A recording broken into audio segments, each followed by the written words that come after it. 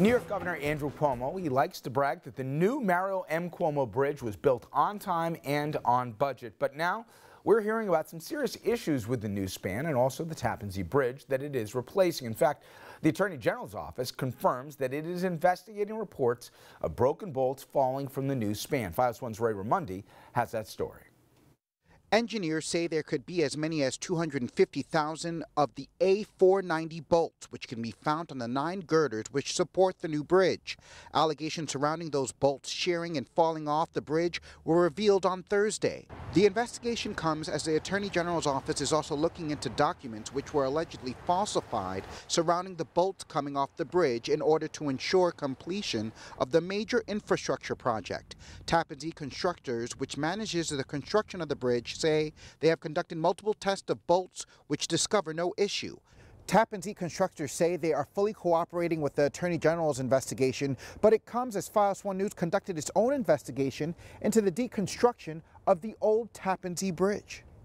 It still sits high above the waters of the Hudson River, and outgrowing concerns over that east anchor span of the Tappan Zee Bridge.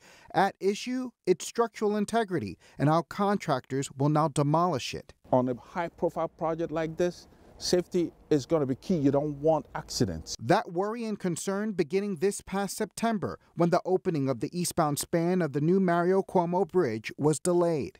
Happening right now on Files One News, cars are being denied access to the second span of the Mario Cuomo Bridge because of a fear of collapse of the old bridge. Engineers with Tappan Zee Constructors fearful after they say contractors heard a loud pop coming from the structure while disassembling of the old bridge was taking place. Work was stopped on the east anchor span for weeks. So there will be a transporting barge. George Corley is president of Corley Engineering Consultants, a bridge structural engineer with over 30 years of experience. Corley was a leader for the design competition of Tappan Zee Hudson River crossing project, but has not been involved in deconstruction plans for the Tappan Zee Bridge or with Tappan Zee Constructors. I also saw a retrofit of the diagonal members, of the truss members, which could mean that that's where the instability was. That could mean that they have stabilized it, because without that, probably there was going to be some force imbalance which will cause a problem. Corley also says despite heavy machinery and equipment still on top of that span, safety is paramount to engineers and doesn't feel it's causing instability of the bridge. However, there has been fear of environmental pollution to the Hudson River as a result of Tappan Zee deconstruction, and that concern felt more than ever by Riverkeeper, the environmental advocacy group fighting to keep the Hudson River safe and pollution-free. So since the wind is out of the northwest. John Lipscomb is the vice president for advocacy and boat captain for Riverkeeper. He shared his thoughts about the Tappan Zee deconstruction while giving us a tour of the Hudson River waters near the old span. We hope that when they come up with a plan to take down those 2 east and west sections, which obviously are presenting new problems that they didn't anticipate, we hope that they'll make their plans public. And while Tappan Zee Constructors made original deconstruction plans public in this 78-page report released in May of this year, revised planning has not been shared. The original deconstruction plan explicitly stated blasting for bridge demolition is prohibited and, quote, blasting is not being proposed for demolition of the existing Tappan Zee Bridge. Files One News for weeks has pushed federal and local agencies to respond to questions surrounding the deconstruction of the bridge.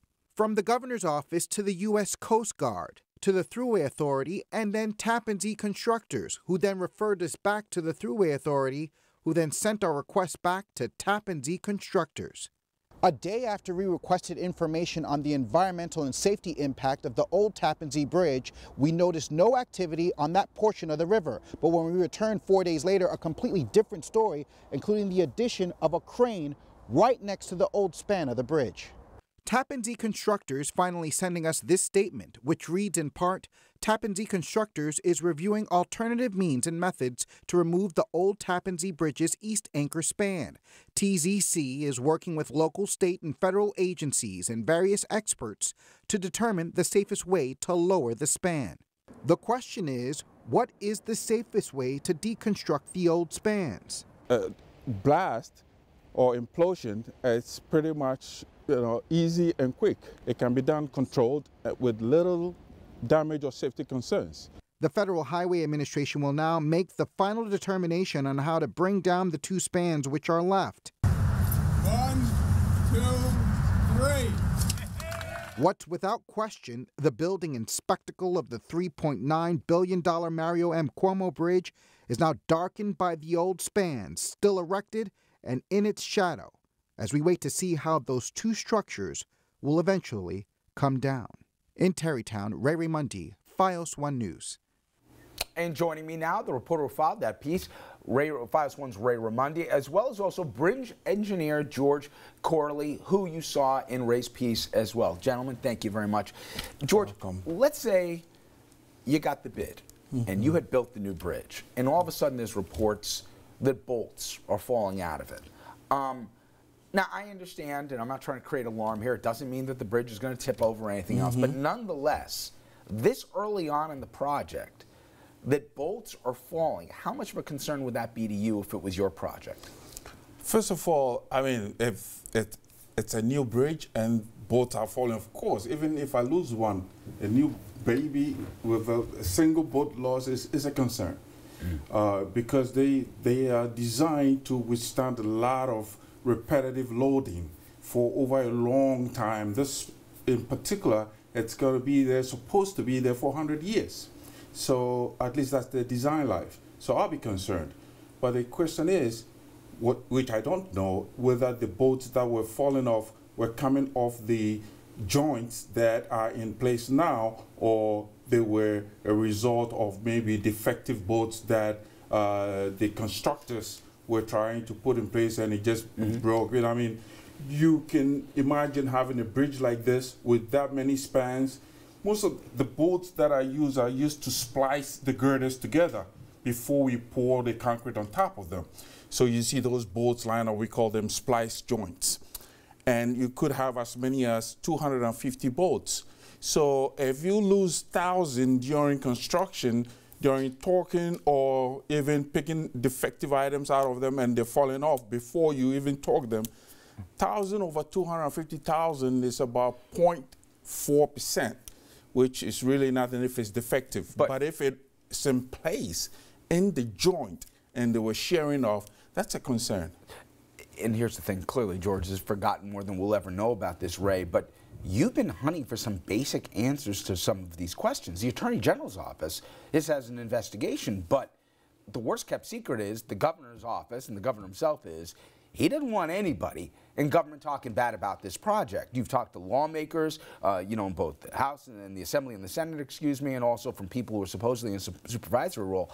There are more questions than answers about this. This is a taxpayer-funded project. That's right. Okay? We should not have to go undercover to get basic answers about what's going on. And as we sit here tonight, we don't know the scope of the investigation. We know about, from what WNBC reported, it was what, 50, 60 bolts that fell? That's correct. That's part of this issue, the absence of transparency. Absolutely, and I know that's a big concern right now, at least with Tappan Zee Constructors, the New York State Thruway Authority, and other key players involved in this investigation. As you mentioned, the Attorney General's office doesn't want to say anything further other than the fact that they are investigating this case. Tappan Zee Constructors did tell us after we reached out to them last week that they are fully cooperating and that they conducted tests on these A490 bolts just to ensure that there wasn't any problems with the bolts that are remaining on the bridge now. When we asked to get further details as to when this testing took place and what they can assure to the public that no more of the shearing of the bolts will happen, we weren't able to get a response from that. So right now these agencies and authorities are really trying to come together and trying to figure out what's the root of the bolt slashing. I know there was talk about hydrogen being a cause for that, right? But and the other thing, George, I'll say is it's tough to give a benefit of the doubt here because of all the outstanding questions regarding the former bridge and the decommissioning of the bridge. You've had the Coast Guard come to you with questions. You've had environmental groups come to you with also additional concerns as to what's going on. You drive by it, you still see this thing over there, and people are concerned among a host of safety issues. What's on that still decommissioned bridge and also some of the structural integrity of it. A bigger question is it just New York, or is it so convoluted? Who's in charge? When a project is okayed, who oversees that it's done not only to spec, but it meets all the safety guidelines and continues to do so? I mean, I'm not on this project, and so I don't know. You bid on it, though, right? No, we bid on it, yeah. yes.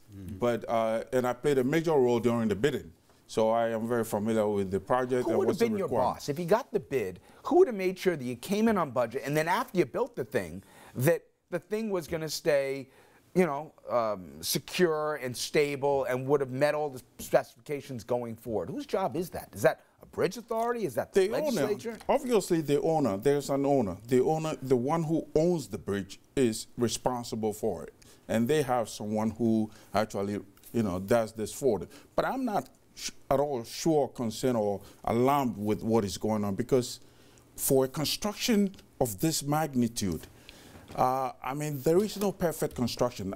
64 bolts, first of all, we don't know whether they were breaking off or shearing off after they were installed. But shouldn't because we know? if they were... I'm with you. And again, I'm not they, pretending to know what you know, George. Right. But shouldn't by now they have said, here's what they are? Instead of us wondering here, you know, how many days later, Ray, we still don't know.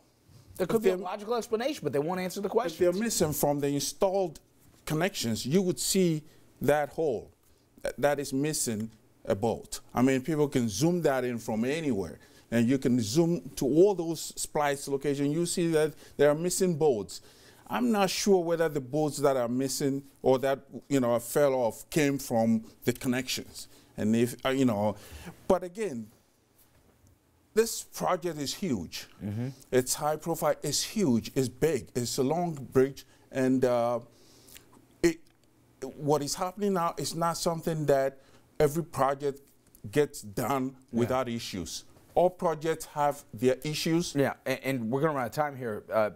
This might all be the case here, but we're left to fill in the answers because we're not getting some. But finally, they're talking about blowing up the old bridge, right? And I know a lot of people, just regular, travelers, saying it's kind of close to the new one.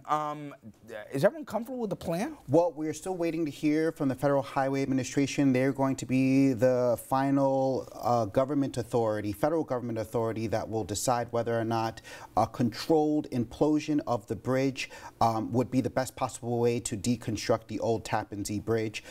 Just as George has mentioned in pieces that have aired here across our news platforms, engineering and safety is always the concern. Controlled implosions, at least according to other engineers that we spoke to as well, is something that may be best fit. It was done with the Kosciuszko Bridge just recently last year, and I know, George, you weighed in as well. It seems like this may be the best possible option. I mean, it's the easiest and the quickest to do,